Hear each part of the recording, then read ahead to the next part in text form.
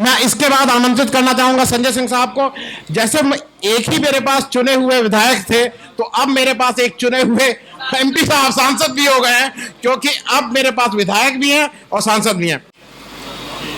बताया गया कि मैं अनूप संडा जी और संदीप पांडे जी पुराने मित्र हैं, और ये भी बताया गया कि यहाँ एक एमएलए है और मैं सांसद आ गया। लेकिन कुछ गलतफहमी है शायद आप लोगों को।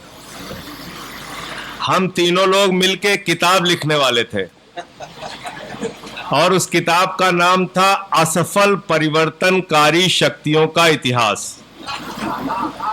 यानी कि जीवन में जो लोग सांसद और विधायक और मंत्री नहीं बन पाए, वो भी समाज के लिए कुछ कर सकते हैं, ऐसी एक किताब लिखने की योजना थी। लेकिन वो योजना फेल हो गई सांसद विधायक बनने के बाद।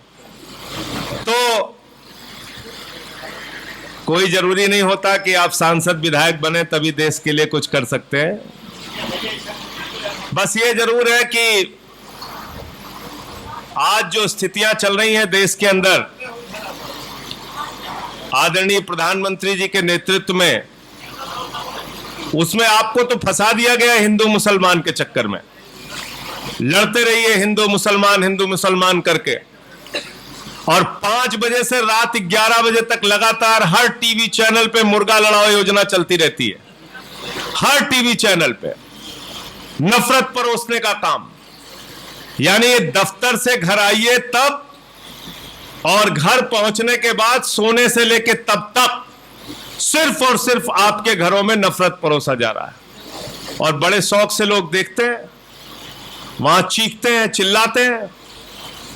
लेकिन इसके पीछे क्या खेल हो रहा है वो आपको पता नहीं। किस प्रकार से यह सरकार चंद पूंजीपतियों के लिए काम कर रही है, इसको आपको अंदाजा भी नहीं है। अभी आरटीआई की एक जानकारी आई है सामने, इसी सरकार ने दी है। हिंदुस्तान के चंद पूंजीपतियों का 11 लाख करोड़ रुपए का कर्जा माफ किया गया है। 11 लाख करोड़ का। जीरो लगाते लगाते आप थक जाएंगे। एक व्यक्ति जो नरेंद्र मोदी जी का सबसे करीबी मित्र है, उसको 2.5 लाख करोड़ रुपए का कर्जा मिला है। 2.5 लाख करोड़ का।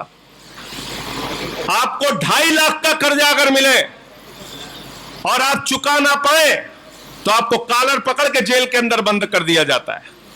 लेकिन मोदी जी के मित्र को 2.5 लाख करोड़ रुपए का कर्जा मिला है। एक कंपनी ने भी घोटाला किया, 17 बैंक खाली कर दिए उसने। 42,000 करोड़ का घोटाला किया डीएचएफएल ने। 29 करोड़ रुपए भारतीय जनता पार्टी को चंदा दिया।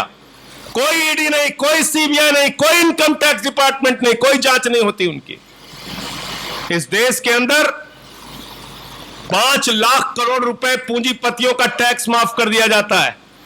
कॉर्पोरेट टैक्स घटा के 30% से 22% कर दिया जाता है। लेकिन बच्चों के दूध पे टैक्स लगाया जाता है, आटा दाल चावल पे टैक्स लगाया जाता है, गैस का सिलेंडर महंगा कर दिया जाता है, डीजल पेट्रोल महंगा कर दिया जाता है, सरसों का तेल महंगा कर दिया जाता है। आपकी जिंदगी की सारी चीजें महंगी होंगी, लेकिन चंद पूंजीपतियों के लिए सरकार चल रही है। बजट आता है देश का, उसमें क्या लिखा रहता है? कहते हैं 6.5 लाख करोड़ रुपए की आमदनी हमें करनी है देश की संपत्तियां बेच के। तो मैंने पार्लियामेंट के अंदर कहा, मैंने कहा मोदी जी, जो लोग सपूत होते हैं वो बाप दादा की संपत्ति को बढ़ाते हैं, और जो कपूत होते हैं वो बाप दादा की संपत्ति को बेचने का काम करते हैं। रेल बेची जा रही है, सेल बेची जा रही है, कोल इंडिया बेचा जा रहा है, बीपीसीएल बेचा जा रहा है, सड़क बेची जा रही है, बिजली बेची जा रही है, पानी बेची जा रही है, स्टेडियम बेचा जा रहा है, एलआईसी बेचा जा रहा है, बैंक बेचा जा रहा है, पूरा हिंदुस्तान बेचा जा रहा है। तमाम कंपनियों को बेचने का काम सरकार कर रही है, और कह रहे हैं हम 6.5 लाख करोड़ रुपए की आमदनी देश की संपत्तियों को बेचकर करेंगे। तो आप अंदाजा लगाइए कि हिंदू मुसलमान के इन सवालों में उलझाकर फायदा किसका किया जा रहा है और नुकसान किसका किया जा रहा है।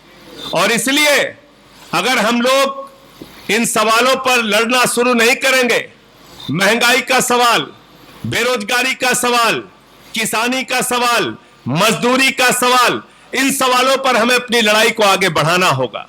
इन सवालों पे हमें अपनी लड़ाई को आगे बढ़ाना पड़ेगा। सरकार को इन मुद्दों पे हमें घेरना पड़ेगा। अग्निवीर योजना लेके आए, कहते हैं 17 साल में सैनिक बन जाओ और 21 साल में पूर्व सैनिक बन जाओ। लोगों ने पूछा पूर्व सैनिक बन के क्या करेंगे? बोले बीजेपी के दफ्तर पे सिक्योरिटी गार्ड की नौकरी करेंगे, धोबी का काम कर लेंगे, नाई का काम कर लेंगे, ड्राइवर का काम कर लेंगे। यह भारतीय जनता पार्टी के नेताओं की भावना। और देशभक्त बनते हैं, जवाब देना चाहिए मोदी जी को। 34,000 अगर सेना के सैनिक हर साल आप कम करेंगे तो आपकी 10 साल में देश की सेना 15 साल में आधी हो जाएगी।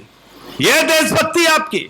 इस प्रकार से हिंदुस्तान को आप चलाना चाहते हैं, लेकिन आपके दिमाग में एक जहर जो भर दिया गया है हिंदू मुसलमान का, इसके पीछे सारे मुद्दे आपके कूड़ेदान में चले जाते हैं, उसकी ओर किसी का ध्यान नहीं जाता। इसलिए मैं कहना चाहता हूं, इन सवालों पर हमें लड़ना है, इन सवालों पर हमें एक होना है, लेकिन इसके साथ साथ यह भी मैं कहना चाहूंगा कि धर्म से भागना भी एक खतरनाक काम है, जो कि अब हमें छोड़ना पड़ेगा। हो सकता है यहां बैठे हुए बहुत सारे लोग हमसे सहमत ना हो, लेकिन मुझे अपनी बात कहने का मौका है तो मैं अपनी बात कहूंगा। हिंदुस्तान के प्रख्यात समाजवादी नेता हुए डॉक्टर राम मनोहर लोहिया, वो रामायण मेला लगवाते थे। डॉक्टर लोहिया जी, लोगों ने कहा लोहिया जी आप तो नास्तिक हैं, रामायण मेला क्यों लगवाते हैं? तो उन्होंने कहा मैं अपनी नास्तिकता को कायम रखते हुए कहता हूं, हे भारत माता, मुझे राम की मर्यादा, कृष्ण की उन्मुक्तता और शिव की व्यापकता दे। यह थी डॉक्टर लोहिया की सोच, यह थी डॉक्टर लोहिया की सोच। धर्म के अच्छे पक्ष को भी हम नहीं रखना चाहते, उससे हम भागते हैं। और धर्म हमने गुंडों के लिए छोड़ दिया, माफियाओं के लिए छोड़ दिया। जो लोग हाथ में तिरंगा लेके, भगवा झंडा लेके गुंडागर्दी करते हैं, उनको धर्म करने के लिए छोड़ दिया। जो लोग प्रभु श्री राम का मंदिर बनाने के नाम पे 7:10 पे 2 करोड़ में जमीन खरीदते हैं और 18.5 करोड़ में 7:15 पे बेच देते हैं। 16.5 करोड़ रुपए के राम मंदिर के नाम पे चोरी करने वाले लोग, उनको आप धर्म का गुणगान करने की इजाजत देते हो। मैं कहना चाहता हूं, आप अगर देश के अंदर सबसे बड़े धर्म के चेहरे और धर्म के साथ सद्भावना के चेहरे, धर्म के साथ अहिंसा के चेहरे को मानते हैं, तो वो है बापू राष्ट्रपिता महात्मा गांधी, जो धार्मिक थे। रघुपति राघव राजा राम भी करते थे, लेकिन कभी हिंसा, सांप्रदायिकता, दंगा फैलाने की बात नहीं करते थे, कभी नफरत फैलाने की बात नहीं करते थे। वो सर्वधर्म सद्भावना प्रार्थना भी करते थे, लेकिन नफरत फैलाने की बात नहीं करते थे। तो इसलिए जैसे राजनीति को अच्छे लोगों ने छोड़ दिया, बोले तो बुरे लोगों का ही काम है, ऐसे ही धर्म को भी अच्छे लोगों ने छोड़ दिया, बोले ये बुरे लोगों का काम है। तुम ही करो, तुम ही करो, तुम ही राम के नाम पे दंगे फैलाओ, तुम ही नफरत फैलाओ, तुम ही मंदिर में चंदा चोरी करो। तो इस बात से भी हमें बाहर निकलना पड़ेगा और धर्म के अच्छे पक्ष को रखिए ना। क्या कहता है हिंदू धर्म? हिंदू धर्म कहता है वसुधैव कुटुंबकम, पूरा विश्व हमारा परिवार है। जब हम कहते हैं पूरा विश्व हमारा परिवार, तो हिंदू भी हमारा परिवार, मुसलमान भी हमारा परिवार, अगड़ा भी हमारा परिवार, पिछड़ा भी हमारा परिवार, दलित भी हमारा परिवार, सवर्ण भी हमारा परिवार, पूरी दुनिया हमारा परिवार है, यह हिंदू धर्म कहता है। आप इस हिंदू धर्म को मानिए और इसको लेके आगे चलिए। जब हम कहते हैं हिंदू धर्म, तो हिंदू धर्म की हर पूजा के बाद क्या कहा जाता है? क्या कहा जाता है? धर्म की जय हो, अधर्म का नाश हो, प्राणियों में सद्भावना हो, विश्व का कल्याण हो। अब जो लोग प्राणियों में दुर्भावना फैला रहे हैं, उनको आपने धर्म की ठेकेदारी दे दी है।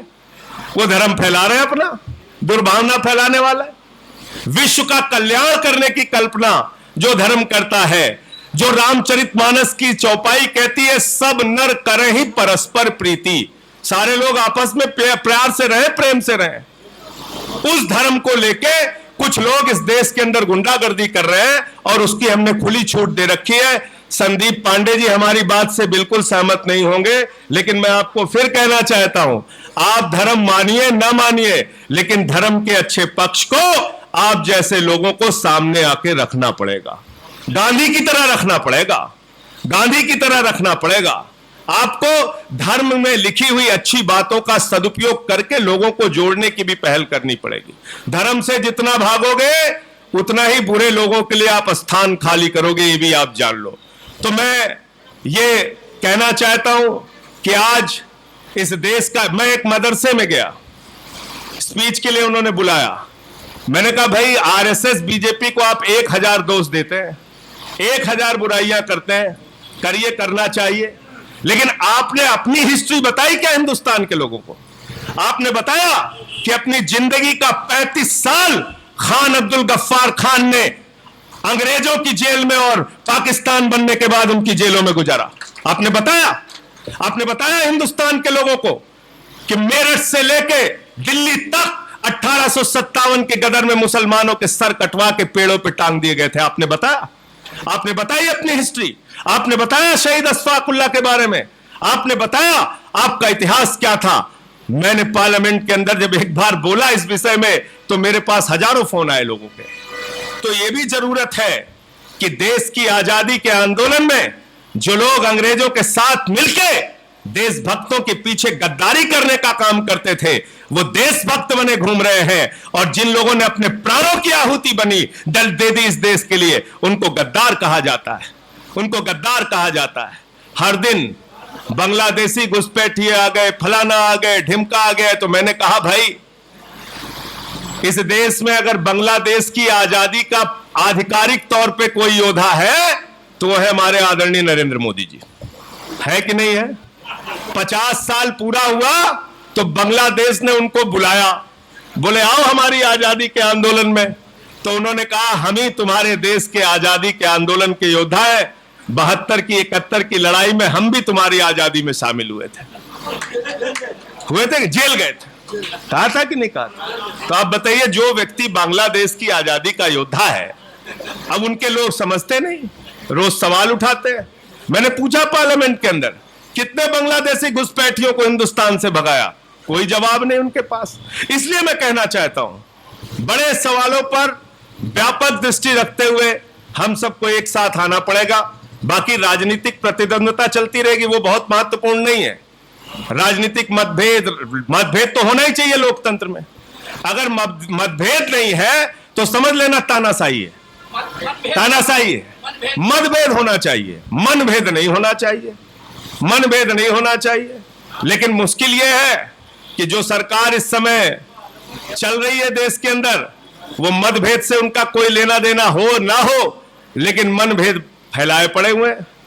इसको पकड़ो, उसको पकड़ो, इसको जेल में डालो, उसको जेल में डालो, सबको एक साथ जेल में डाल दो, कोई फर्क नहीं पड़ता। और मैं तो ये कहना चाहता हूं कि हिंदुस्तान के अंदर जब लोकतंत्र को बचाने की लड़ाई 74 में शुरू हुई थी आपातकाल के खिलाफ, तो उस वक्त पूरे देश के नौजवानों ने जेलों को भरने का काम किया था। आज अगर इस देश के लोकतंत्र पे खतरा है तो हम सबको एकजुट होकर लोकतंत्र को बचाने की लड़ाई लड़नी पड़ेगी। आपने मुझे यहां पर बुलाया, मुझे अपनी बात कहने का मौका दिया, बहुत बहुत धन्यवाद, बहुत बहुत शुक्रिया।